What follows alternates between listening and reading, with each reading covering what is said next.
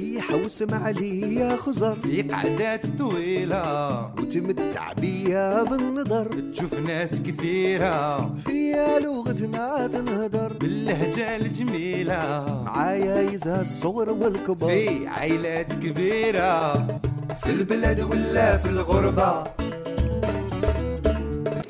Voilà, donc je m'appelle Hamza, je suis administrateur au très connu Cercle du Libre Examen. C'est une association qui a été créée en 1928 par des étudiants qui se souciaient du respect du libre examen dans leur université. Principalement, on organise des conférences sur des sujets de société, d'économie, politique, philosophique. Voilà. La question d'aujourd'hui, c'est une question qui n'a pas été assez traitée selon nous par les médias, à savoir le féminisme et sa place dans le débat politique. C'est ce qui m'a poussé, avec l'équipe du Cercle du Libre Examen, de réfléchir et d'amener la réflexion de nos traditions la plus ancestrale, si j'ose dire, de nous poser des questions sur les questions sociétales qui nous intéressent. Aujourd'hui, c'était le féminisme. On a invité les représentants des partis, pour ne pas dire traditionnels, parce qu'il y avait le PTB qui n'a jamais été au gouvernement, mais ils étaient représentés aujourd'hui.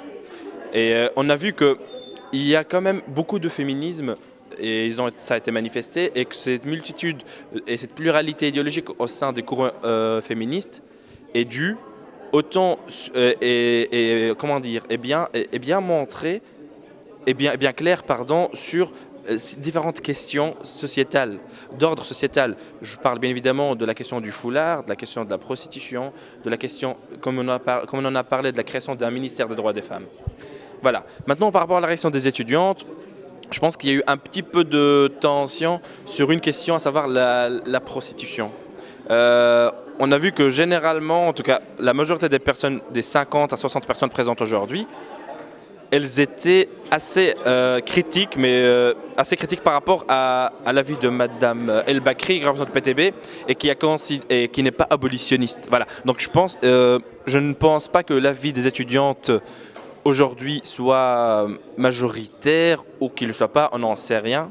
Il n'y a pas eu de sondage, en tout cas je ne suis pas au courant de sondage à cet égard-là, mais en tout cas de la salle il y avait un courant dit abolitionniste assez clair. Voilà. Voilà, bonjour, mon nom est Catherine Van Zeeland, je travaille avec la ministre de l'Intérieur et de l'égalité des chances comme conseillère politique sur toutes les questions liées à l'égalité des chances. Et donc, je suis très engagée en politique, mais très engagée féministe aussi depuis très longtemps. J'étais échevine et aujourd'hui, et alors tout bientôt, je vais me présenter aux élections régionales en 8e place. Donc voilà, alors le débat d'aujourd'hui était vraiment passionnant. D'abord parce qu'on a brassé des questions qui sont extrêmement importantes.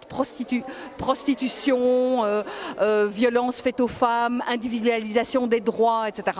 Et j'ai trouvé passionnant le débat avec le public, qui est aussi un public d'un haut niveau, qui à la fois intervient sur des questions sémantiques, mais qui intervient aussi sur des questions de fond, et qui pose les questions, au fond, qui nous troublent, qui nous font repenser les choses, qui nous disent, oui, allez, là-dessus, on doit continuer à se battre, et qui font qu'en fait, on était un peu 5 passionnariats, chacune à notre manière, et qu'on a voulu se battre et le montrer, et je pense que c'est ça la chose la plus importante.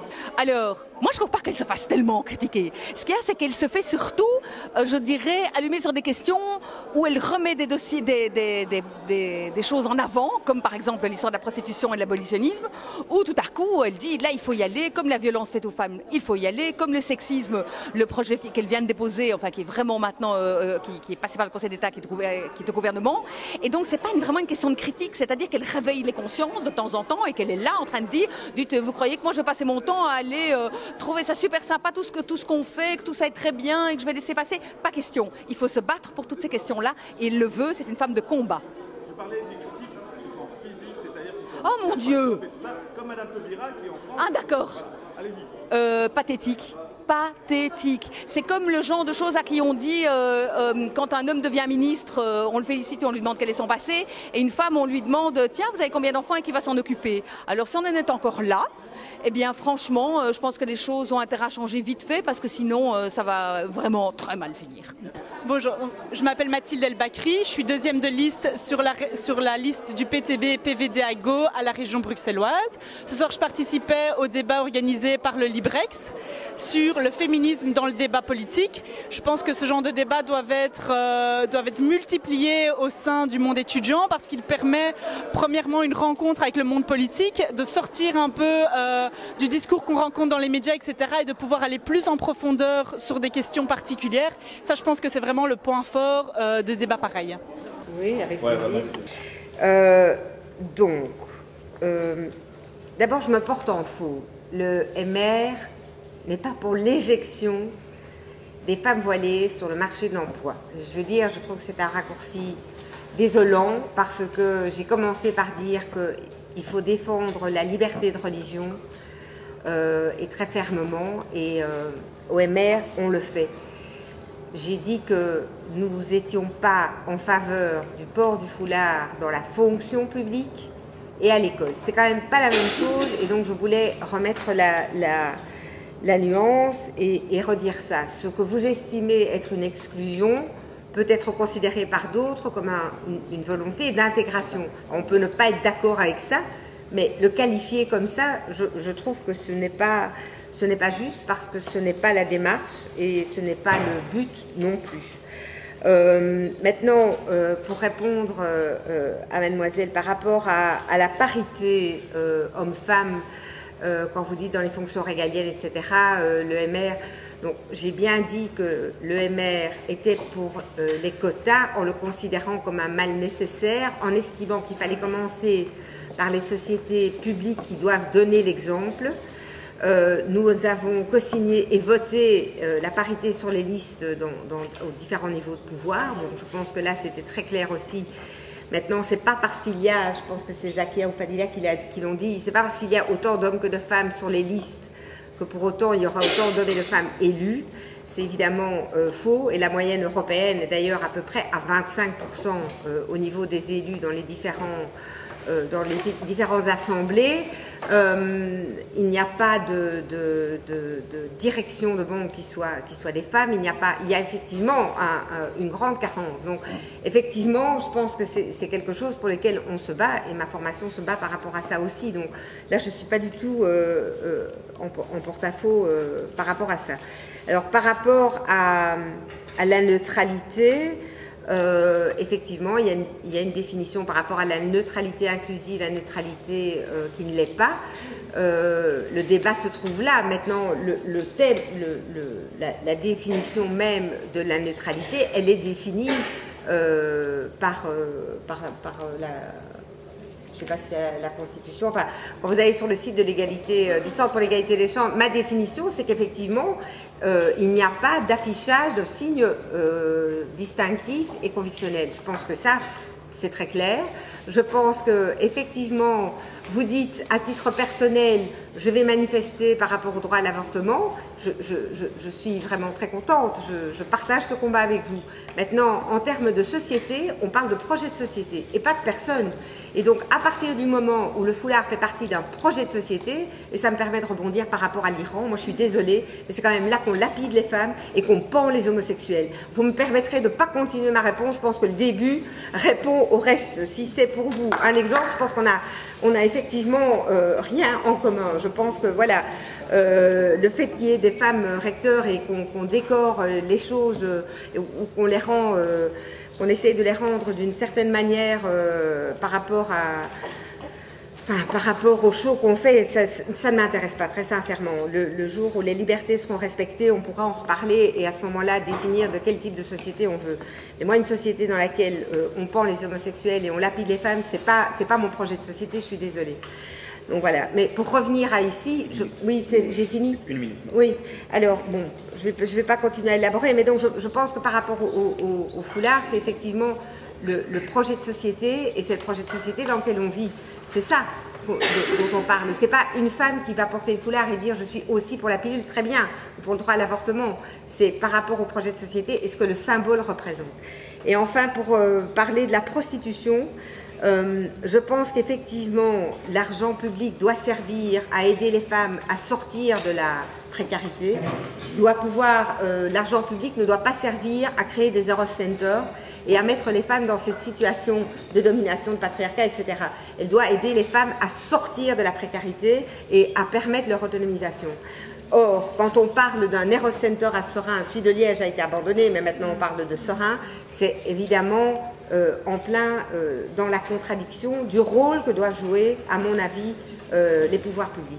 Et donc voilà, ça c'est en tout cas mon point de vue par rapport à ça. Oui, bon, je vais arrêter. Voilà. Ça va, merci. Madame Cathalie. Oui, ce sera moins chronique parce que je ne me rappelle pas toutes les questions, il y en avait tellement. Donc, peut-être juste sur le patriarcat, oui. Ça c'est évident. Alors je regrette que quand j'ai parlé de l'individualisation, que j'ai dit familiale, enfin c'était ça, c'est évident que c'est, en effet, on continue à être dans une société dont le référentiel reste un référentiel patriarcal.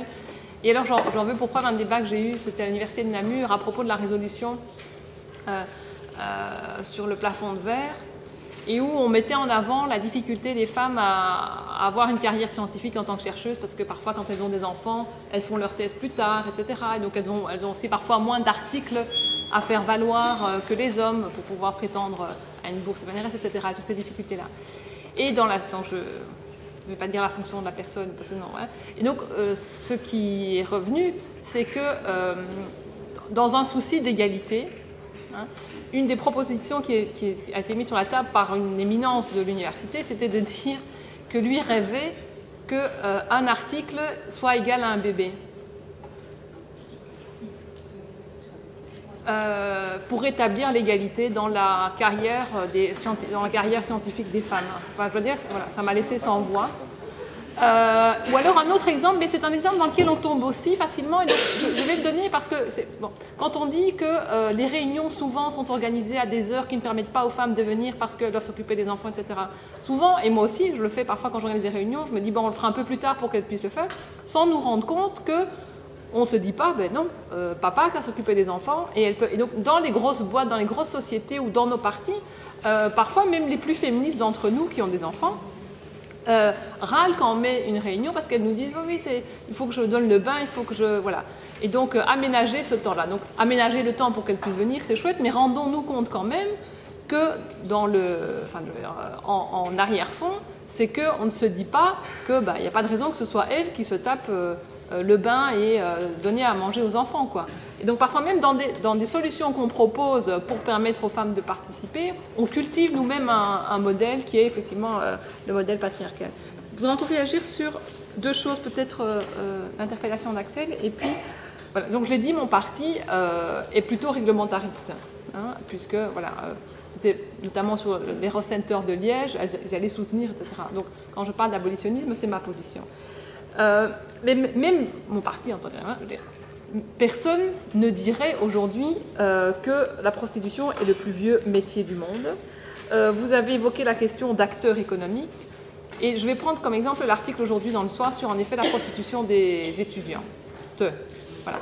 Alors clairement, quand vous lisez l'article, c'est clair qu'il n'y a pas de contrainte. C'est elles qui ont choisi. Voilà. Mais la contrainte, elle vient d'où? La contrainte, c'est une contrainte de survie. Et donc, si en effet... Et donc, il y a toujours une contrainte. Je veux dire, moi, je ne connais pas quelqu'un qui y va, et Viviane l'a dit d'abord, enfin, moi, j'en rêve ni pour mes enfants, ni pour... enfin, je veux dire, c'est le premier élément, enfin, je trouve que c'est quand même... effectivement, on ne peut pas vouloir pour d'autres ce que nous-mêmes ne souhaiterions pas pour nous-mêmes. Et c'est ce qui justifie ma position sur plein d'autres dossiers, mais donc, sur celle-là en particulier. Et donc, même celles qui disent, il y en a beaucoup, hein, qui disent oui, c'est un choix, c'est vrai, mais c'est un choix parce qu'un matin, elle s'est levée, elle s'est dit, il faut que je donne à bouffer à mes enfants, quoi. Est-ce que c'est un choix? Oui, mais c'est l'éternel débat, hein. On vend notre force de travail, il faut reconnaître, alors, très bien, je vous propose demain de passer une annonce et vendez votre sexualité. Est-ce que tu veux que je te réponde? Mais c'est vrai, enfin, je veux dire, c'est l'éternel débat, c'est vrai que c'est ce qu'on nous dit, la force de travail, le travailleur, etc. On ne peut pas comparer, on ne peut pas comparer. Et donc voilà, moi je réfute le terme de métier et voilà, ça reste une marchandisation et c'est ça qu'on dénonce. Moi, c'est pas mon problème qu'une femme ait envie sur une même journée de passer dans le lit de 20 hommes. Ce qui me gêne, c'est la marchandisation et c'est le rapport financier. C'est ça que je dénonce. Pour le reste, voilà. Sur la question du voile, alors dans notre programme, c'est clair. Oui, 1 minute et je termine là-dessus. Pour les élus, oui. Parce qu'en effet, s'il y a bien une fonction où on est élu parce qu'on a affiché sa conviction, c'est celui-là. Donc là où c'est un non-sens absolu de revendiquer que dans les parlements... Enfin, c'est bien cette revendication-là, de l'interdire dans les parlements, ça ne fait aucun sens. Je veux dire, moi, je suis élu pour mes convictions, qu'elles soient celles qui sont apparentes et celles qui ne le sont pas, ou que je verbalise, etc. Et donc là, il n'y a pas de... Enfin, voilà, là-dessus, c'est clair. Sur la... Oui, pour les professeurs de religion, ça paraît aussi une évidence. Je veux dire, t'es prof de religion, tu peux difficilement... je veux dire, c'est ta fonction, quoi, de donner cours de religion, etc. Là où on met où on a mis l'interdiction, c'est non aux fonctions d'autorité. On a entendu les raisons pour lesquelles c'est le débat, etc. Et donc là, nous-mêmes aussi, sur cette question-là, on reste prudents. Et les professeurs ont été considérés comme faisant partie de cette catégorie-là. Mais je dois dire que, voilà, aujourd'hui, c'est cette position-là, mais il y a des débats.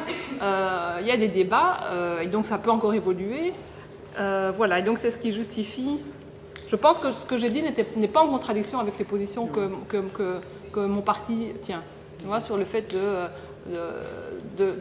notamment dans la fonction publique, le vote qui a eu lieu en région Wallonne, je l'ai dit, on verra en plénière, mais quand je dis, et tout le monde chez moi me le dira, quel est le message qu'on envoie à une jeune fille qui postule à la fonction publique quand on dit oui, si c'est pas en relation avec le public. Donc ça veut dire qu'on accepte que cette jeune fille vienne vider mes poubelles, mais pas qu'elle me donne un document. Et ça, je pense que tout le monde dans mon parti peut tenir ce discours-là. Là-dessus, il n'y a aucune ambiguïté. Voilà, je pense que j'ai répondu. Oui, ça va, merci. Madame Lana. Merci, je vais essayer d'aller vite. La question d'Irène... Ah non, d'abord peut-être Aurore et sur les hommes qui ne peuvent pas être féministes.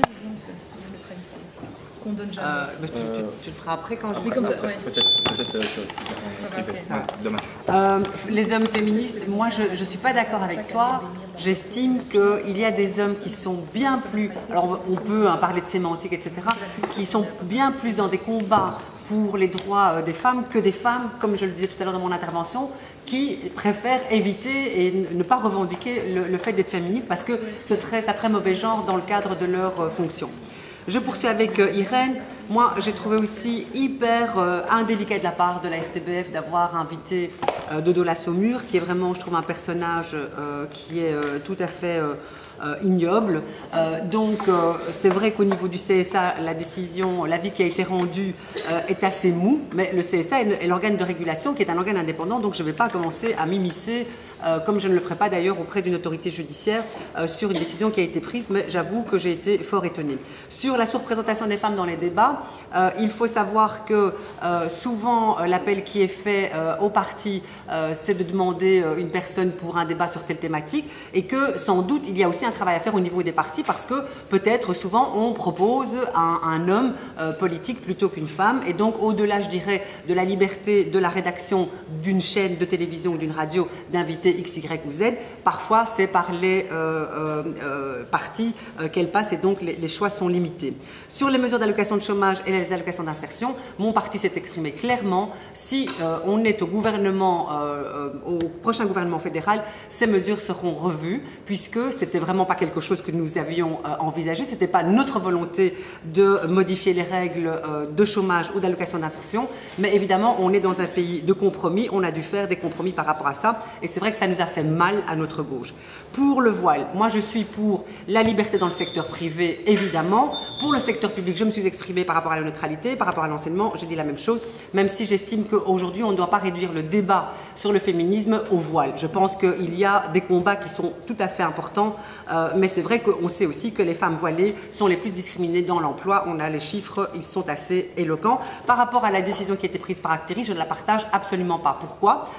Même si c'est un opérateur de service public, j'estime que si ces femmes portaient le voile bien avant la décision qui a été prise, je trouve ça un peu indélicat de revenir sur une décision, sur une règle qui était acceptée par tout le monde.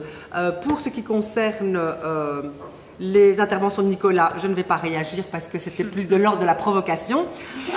Donc, non, peut-être, mais voilà. Soit, je ne suis absolument pas du tout sur la même ligne que toi, alors. Alors, pour terminer avec Alexis, Moi, évidemment, je ne partage absolument pas ton analyse, Alexis, par rapport à la RTBF. Je rappelle quand même, et on n'est pas dans un système de contrôleurs politiques sur nos opérateurs de médias, je rappelle que la RTBF est une entreprise publique autonome et que dans le cadre de la dotation qu'elle reçoit, elle a un cahier de charges précis avec un certain nombre de missions de service public. Pour le reste, la liberté doit rester totale. Oui, mais alors pourquoi vous trouvez que le CSA a été long? Alors dites-nous quelles règles il y a à titre personnel, par rapport à tout de la semaine. Vous avez 5 petites secondes pour répondre. Oui, c'était pour répondre à Farida sur la neutralité. C'est vrai que pour moi, elle n'est pas claire non plus, dès lors que je m'étonne que les tenants de la neutralité exclusive ne se soient jamais émus de ce que les motards de la police fédérale vont faire bénir leurs motos et leurs chiens chaque année à l'église, je ne sais pas vrai. Et donc j'ai interpellé au Parlement fédéral, mais ça n'a l'air d'intéresser personne ni de déranger personne. Alors donc moi, je suis aussi demandeuse d'une définition de ce qu'est la neutralité exclusive. Voilà, merci. Madame Adina, vous avez la parole. Et, la parole, je fais vite. Oui, mais 3 minutes parce que... Oui, non, mais je sens que ça continue comme ça, c'était 5, 4, 3, 2, 1, mais oui, c'est bon. Mais je dis 3 minutes pour que ça soit 5. Alors moi je ne connais pas, et là je fais juste les trucs là. Moi je ne connais personne, donc voilà, je réponds à... Mais moi j'ai noté, moi je ne connais pas tout le monde. Je suis donc la fausse CDH, mais comme j'ai fait l'ULB, je suis un peu pardonnée, donc ça va. Et que tous mes enfants sont ULB, allez, je suis un peu pardonnée, tout va bien, ça va. Alors, 3 choses très rapidement. La première, nous sommes bien encore dans une société patriarcale. Oui, bien entendu. Alors, c'est bien sûr, ces choses-là doivent changer. La prostitution en est un des aspects, certainement, je pense. Et il ne faut pas confondre abolitionnisme et prohibition. Donc, il y a quand même des différences par rapport à ça. Voilà. L'une des choses qui est importante, et ça je rejoins tout à fait Viviane ici, par rapport à la mise en place, nous ce que nous voulons absolument, c'est la mise en place d'actions de soutien aux personnes prostituées et un plan de sortie de prostitution, avec un renforcement des moyens accordés aux associations de terrain. Ça répondra peut-être en partie à votre question, mais en partie à votre question. Alors, très rapidement, en ce qui concerne l'individualisation des droits, c'est un dossier gigantesque, donc c'est extrêmement difficile, ça fait des années qu'on essaye. Sachez que c'est c'est un gros dossier très global qui mettrait en place énormément de choses, le quotient conjugal, les pensions, les choix, bon bref. Je pense que l'ensemble, il y a beaucoup de partis aujourd'hui qui sont pour l'individualisation des droits. Nous serions pour l'idée d'entamer assez rapidement, si nous sommes éventuellement au pouvoir, l'idée de la législature, un mouvement d'individualisation des droits en matière sociale et de mettre des régimes transitoires qui permettent évidemment aux situations acquises de ne pas disparaître et de pouvoir recommencer dès qu'on est un jeune étudiant et de commencer à être dans le monde du travail. C'est extrêmement complexe comme matière, je ne voudrais pas rentrer dans toutes les questions de l'individualisation des droits. Je voudrais juste terminer alors sur les sexismes. Pour répondre à une question disant, ça peut être, je ne sais plus qui l'a posé, en ce qui concerne le sexisme, il y a une définition très claire qui a été faite. C'est le projet donc défini et la volonté de la définir parce que pour beaucoup de gens, le sexisme n'est pas quelque chose de clair et il faut savoir que le Conseil d'État n'a pas une remarque par rapport à cette définition. Le projet définit le sexisme comme tout geste ou comportement qui, dans les circonstances vidées à l'article 444 du Code pénal, a manifestement pour objet d'exprimer un mépris à l'égard d'une personne en raison de son appartenance sexuelle ou de la considérer pour la même raison comme inférieure ou comme réduite essentiellement à sa dimension sexuelle et qui entraîne une atteinte grave à sa dignité. Alors, cette définition, qui vous semblera très complexe, est assez claire pourtant, et je pourrais donner un exemple très concret, on peut en parler beaucoup, mais un exemple très concret. Par exemple, voilà, une jeune femme, que j'ai rencontrée d'ailleurs, une jeune femme qui était en fait divorcée, qui s'installe dans une maison avec ses 2 enfants, et les voisins qui la harcèlent en disant « Alors, divorcée, tu te remaries quand? Comment? T'es seule, sans mec, c'est honteux, c'est quoi? Pourquoi tu vis seule ?» Oui, ça existe encore. Ça existe encore. Donc, dans ces cas-là, à partir du moment où ça devient vraiment un harcèlement, je pense que là, le sexisme, l'incrimination pénale du sexisme pourra clairement être le cœur d'un projet qui pourrait peut-être éventuellement faire bouger les choses par rapport à ces stéréotypes. Scandaleux. Je ne sais pas si j'ai passé 30 minutes. Ça va, c'est très bien. Merci. Madame El Bakri, pour finir. Alors pour finir, avant de répondre aux questions, je voudrais quand même revenir sur le propos de Madame Lanane, parce que je suis un peu choquée de l'argument Les mesures d'exclusion, on a dû les voter dans un contexte précis, mais si on retourne autour de la table des négociations, on fera un pas en arrière. Alors si ça a fait mal au PS, je ne vous demande pas ce que ça doit faire mal aux 53 000 personnes qui vont être exclues le 1er janvier 2015. Et je reviens là-dessus.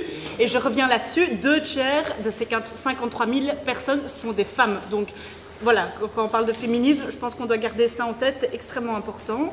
Pour revenir à la question sur les 3 mesures concrètes du PTB pour plus d'égalité entre hommes et femmes, premièrement, c'est l'égalité des salaires et des conditions de travail, donc avec un soutien et un contrôle strict de la convention numéro 25 sur l'égalité de la rémunération. Et là, on soutient absolument le combat de la FGTB. Le deuxième point, je l'avais dit, c'est l'individualisation du droit aux allocations de chômage. Et troisièmement, vers un système de pension neutre en termes de genre. Alors, sur la question du voile, je pense que ce qui est important de dire, c'est que là, effectivement, le public fait un pas en arrière et le risque, c'est que par répercussion, le privé va faire un pas en arrière. Je pense qu'on a des exemples quand même positifs à souligner en Belgique. Chez Ikea, à Kruidvat, chez Emma, chez H&M, il y a des femmes qui travaillent, qui portent le voile. Ça pose de problème à personne, je pense. Et je pense qu'au lieu de se tourner vers des modèles qui sont en fait des modèles extrêmement éloignés, comme le monde arabe, l'Iran, etc., on devrait en fait se retourner vers des modèles qui peuvent nous inspirer pour aller de l'avant. Et je pense au modèle anglo-saxon. Donc pour ma part, j'ai étudié 6 mois dans une université en Angleterre, et je peux vous dire qu'en Angleterre, il y a des femmes qui sont profs d'université, qui portent le voile, et il n'y a personne qui le voit. Aujourd'hui, le débat sur l'exclusion, sur l'interdiction du port du voile va faire en sorte qu'on ne voit plus que ça. Ce soir, j'ai une chemise rouge, demain, il n'y a personne qui va s'en souvenir, parce que personne ne demande est-ce qu'on interdise le fait de porter une chemise rouge. La question sur le patriarcat, pour y répondre, donc effectivement, on est dans une société patriarcale. Le PTB est un parti qui a une vision marxiste de la société. Donc la première chose qu'on met en avant, c'est qu'on est dans un cadre capitaliste, et donc effectivement, le patriarcat est une de ces conséquences. Alors sur la prostitution des étudiants, je voudrais appeler tous les étudiants qui sont ici à rejoindre le mouvement COMAC qui se bat justement pour un refinancement de l'enseignement. Je pense à la grosse manifestation qu'il y a eu aujourd'hui, qui a rassemblé plus de 700 à 800 étudiants bruxellois, parce que ça passe par ça aussi. Et je pense à des cas, il y en a. Et j'ai été personnellement dans ce cas, j'ai pu profiter de droits sociaux qui existent en Belgique, comme les allocations du CPS, qui ont fait qu'en tant que femme, j'ai jamais dû me poser la question est-ce que je vais me prostituer ou pas. Et donc j'appelle vraiment toutes les étudiantes aujourd'hui à se battre pour leurs droits, pour pas qu'on leur enlève sous prétexte de crise et sous prétexte que c'est les travailleuses et les étudiantes, etc., qui doivent payer la crise.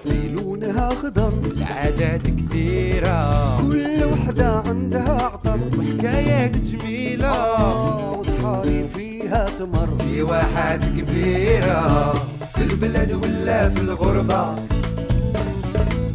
الوعد اللي ما هو سبة في البلد ولا في الغربة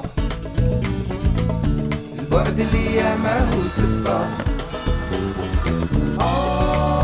ما هو سبة الوعد اللي ما هو سبة برتفي